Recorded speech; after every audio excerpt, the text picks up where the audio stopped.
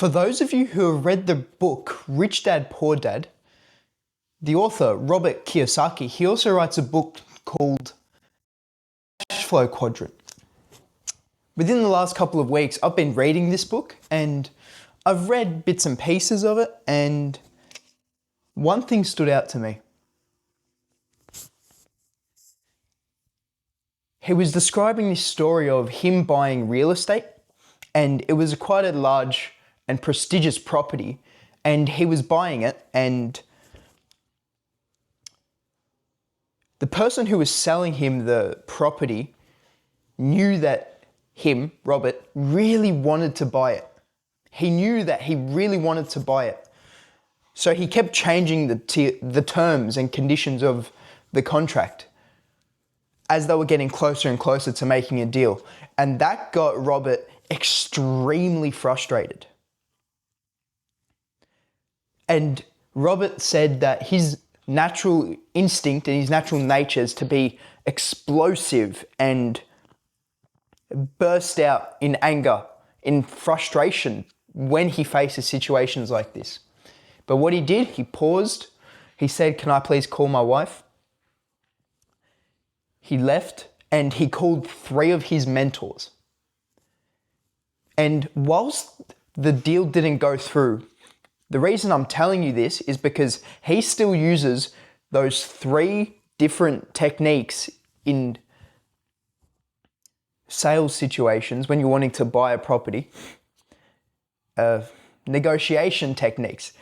That is it. He still uses those 3 negotiation techniques to this day, and it is all because of his impulse control. That is the basis of today's video. I'll talk to you guys about the impulse control composite, and first of all, I'll define it, what it looks like to be good and have good impulse control, as well as what it looks like to have not so good impulse control. And I'll go through ways that you can improve this, if you wish. So let's start off by defining what impulse control is. Impulse control is your ability to resist and delay temptation.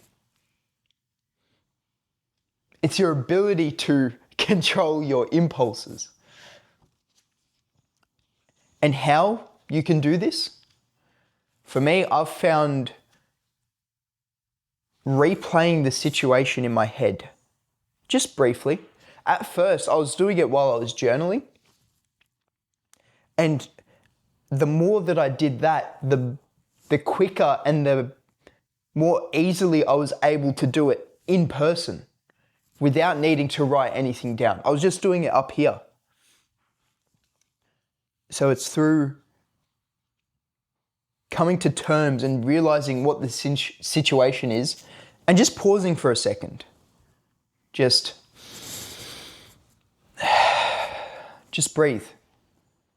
That's really helped me a lot in controlling my impulse control. Just breathing. Not doing anything else, just breathe and trying to see the situation for what it is. So you'll see impulse control pairs really well with reality testing, because your ability to resist temptation, resist that impulse to react and respond quickly to something through pausing, breathing, you're able to see the situation for what it is. Or you're able to do that better, I should say.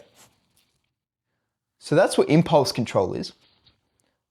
And those are some ways that have helped me improve my impulse control. Now let's look at some qualities of people who have high impulse control. They are very composed. Their ability to delay and resist impulses is very high. They are cool, calm, and collected, and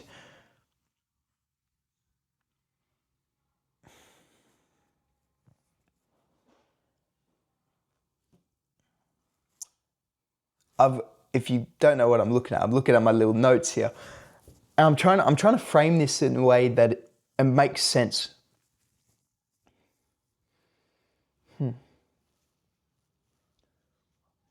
they've got a great tolerance for frustration. That's a great way of putting it. Their tolerance for frustration is very high. And on the other hand, someone whose impulse control isn't that high, it's relatively low. Oh, I gotta sneeze. I'm gonna hold it. All right. Someone whose impulse control is relatively lower in comparison, they're very explosive. You would say that they might have a lower tolerance for frustration, meaning if someone frustrates them, they burst out, they explode out in frustration and anger, whether that be through yelling, through their actions, throwing things, hitting things. And those are all signs of a lower sense of impulse control. These people are very reactive. They could be very aggressive. They're just frustrated. They're more easily frustrated, which is why I think labeling it as a tolerance is a great way to do so. A nice short and sharp video today. I hope you guys have enjoyed. In my opinion, and especially after reading the chapters that I have read in the cash flow quadrant, I think impulse control is one of the more important composites. They're all very important, don't get me wrong. But impulse control, your ability to control your emotions, especially when you need to control your emotions in times of high stress, high emotional stress, high physical stress. Being able to control your emotions in these situations, controlling how you feel, how you act, how you react, has a lot of importance to improving your overall emotional intelligence. If you take one thing from this video, it would be to practice improving on your impulse control. Because once you're able to control yourself, you'll start to realize you can control how others perceive you. I'll leave you guys on that one for today. I hope you guys have enjoyed. Like always, I enjoy making these videos, so yeah, I'll see you guys next week. Change starts with you.